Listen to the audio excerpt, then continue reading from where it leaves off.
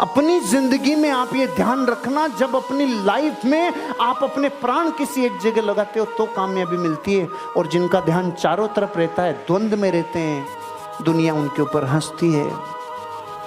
एक प्रेमिका थी, अपने प्रेमी से मिलने के लिए बेसुध दौड़ी जा रही थी, कोई होश नहीं था।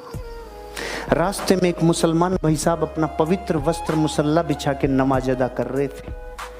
उस औरत को होश नहीं रहा, उसने उस पवित्र वस्त्र के ऊपर पांव रख दिया और आगे चली गई। उसकी तपस्या भंग हो गई। जब वो वापस आ रही थी तो उस व्यक्ति ने बोला, मूर्ख औरत, तुझे ये होश नहीं है कि मैं खुदा की फितरत में लीन हूँ? तुझे ये होश नहीं है कि तू मेरे पवित्र वस्त्र के ऊपर पांव रख के जा रही है? तुझे ये होश नहीं है? वो औरत सहम गई, उसने क्षमा मांगना चालू किया, आंखों में आंसू आ गए और सहमी आवाज में हाथ जोड़ के माफी मांगते हुए बोली, मुझे माफ कर देना भाई साहब, मुझसे बहुत बड़ा पाप हो गया, मुझसे बहुत बड़ी भूल हो गई। लेकिन मेरे मन में प्रश्न ये चल रहा है, मैं सांसारिक प्रेम के बंधन में बंधित थी, मुझे नहीं पता चला तेरे मुसल्ले पे पांव रख दिया। तू अल्लाह के प्यार में मस्त था, तुझे कैसे पता चला मैंने तेरे मुसल्ले पे पांव रख दिया? जिनकी जिंदगी में चारों तरफ करने की इच्छा होती है ना, ये भी, वो मरता है।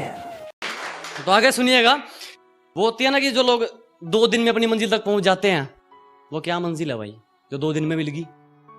वो तो कुछ नहीं है। फिर सुनो, फिर अगर मंजिल सामने दिख रही हो तो हम रास्तों को पेचीदा कर देते हैं। अगर मंजिल सामने दिख रही हो तो हम खुद ही रास्तों को पेचीदा कर देते हैं, और हम बंदे जरा टेढ़े हैं जनाब, लेकिन अच्छे को सीधा कर देते हैं।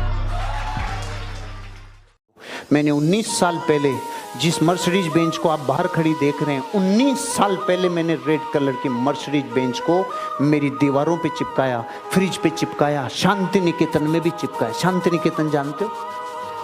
जहां शांति रहती है, कोई डिस्टर्ब नहीं कर सकता, 20 मिनट कोई माइका लाल आपसे छीन नहीं सकता।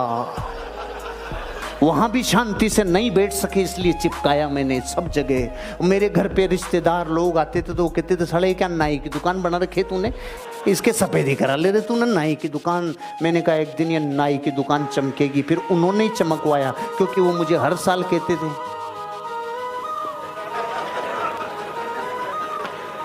अब वो कुछ नहीं कहते, मैं कहता हूं।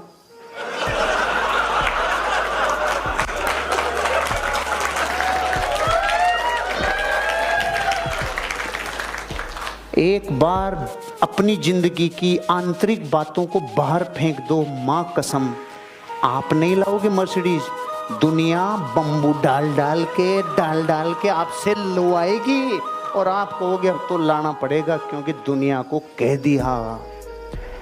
यह है सेल्स का हथियार, बाहरीकरण। जिंदगी जब जीते ही बाहर की तरफ हैं तो बनाओ अपना टूल।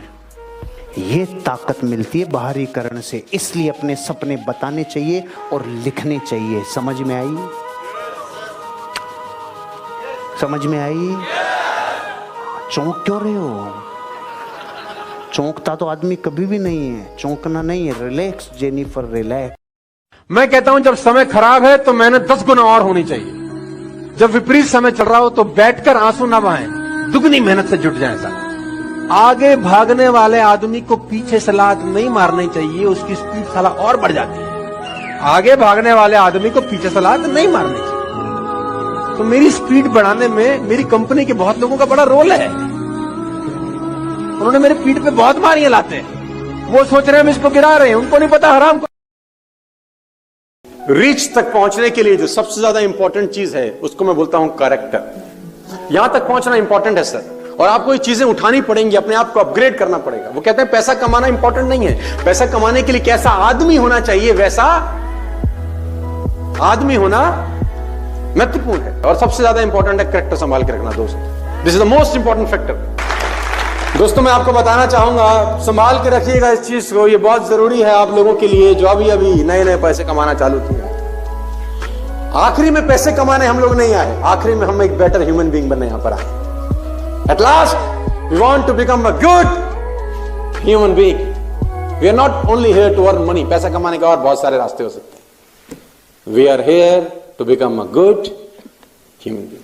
तो रीच, आपको टॉप तक जाना पड़ेगा।